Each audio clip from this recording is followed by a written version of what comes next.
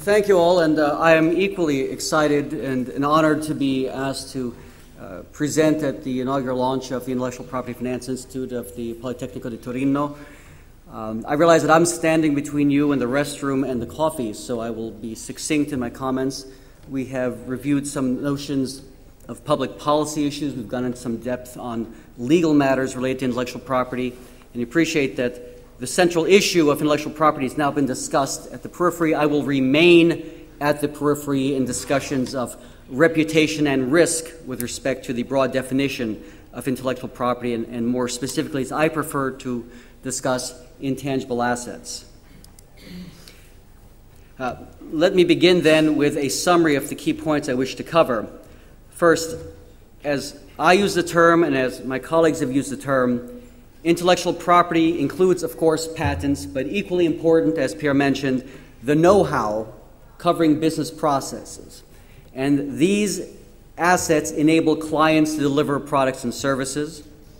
They enable these products and services to be ethical and of quality and to be innovative, to be safe, to ensure sustainability and not compromise security. They are valuable business assets, where the definition of an asset means there is control and expectation of cash flow. And finally, they become the basis of a company's reputation, where failure in the delivery of these products often results in harm and significant financial loss.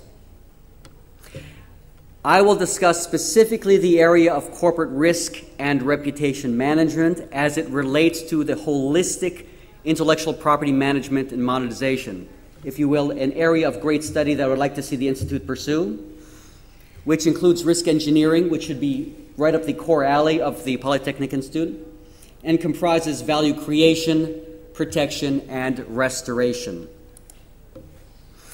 And finally, the most important thing is the economic reasons behind all of this is that firms that pursue these policies are more financially resilient and outperform their peers.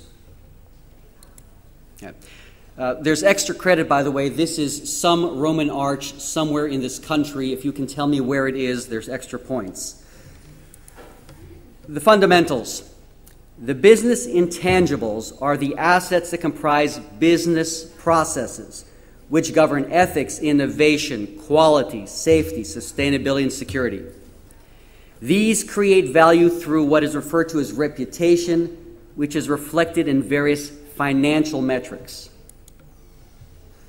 As Ken mentioned, they are non-balance sheet assets for the most part. They cannot be measured by standard accounting methods.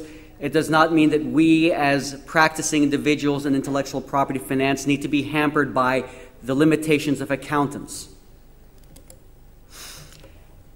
That means that we do not have an excuse for not managing them just because accountants can't measure them. And finally, like a Roman arch, together these various intangible assets create value. But the loss of any one of these can destroy all of the value. And just as a quick note, in September of 2008, the loss of credibility and confidence to intangible assets cost the financial markets $5 trillion US. Let's look at that graphically.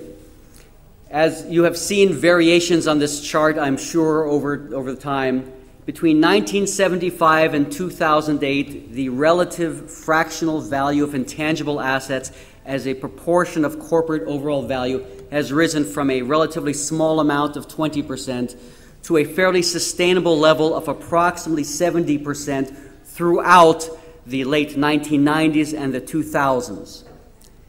In 2008, that value dropped from 70% precipitously to under 50%, the so-called intangible asset value crash of 2008. The chart at bottom left shows that 70% status collapsing acutely in the fall of 2008. This is associated with increased volatility in that value, also over that same time period. Let me present one slide that puts all these various pieces in context. Intellectual property, shown in the top right, represents the assets owned by a company. And here I refer to intellectual property in that greater term of business know-how and processes and so on. The more common pathway for intellectual property monetization is through products and services, shown in red, that then generate some price or revenue, less the costs of service and sales and general administrative costs, all of which are measured in cash flows. At the bottom of this accounting cascade is this notion of earnings or net income, which is multiplied by the market through an earnings multiple to generate an enterprise value, which, depending on the degree of confidence a market has in that enterprise value, creates a measure of volatility.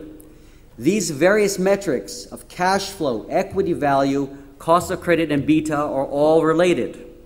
And this is one of the metrics by which intellectual property creates measurable financial metrics, which is what drives behavior. But follow the other path as well. Intellectual property that drives business processes, also not on the balance sheet, creates the processes that drive the ethical behavior, that drives the processes of innovation and monetization, that drives the assurances of products and services that are of quality, that generate safe products and services that are produced through an economically and environmentally sustainable manner, and that produce in one form or another the notions of security. And all of these intangible assets, which are products of business processes, yield what is measured in general terms as reputation. Reputation is owned by the stakeholders, the customers, the vendors, the investors, the regulators. That's reputation. That is where it ends up. Brand is owned by a company. Reputation is owned by stakeholders.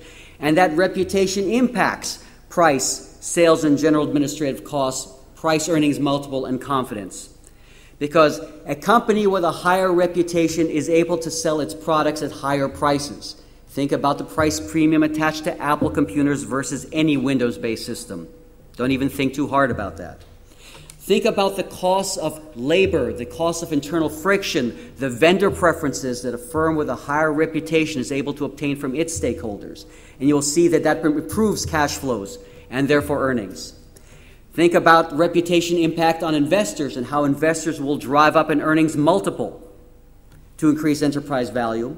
Think about effects of reputation on confidence and volatility, which directly translates to beta and cost of credit, as well as cost of equity, and you understand the incredible, the overriding value that reputation places on the more conventional outputs of intellectual property. This, by the way, should be, if you will, my suggestion for the overall theme of all your research, because somewhere in here we will touch everything.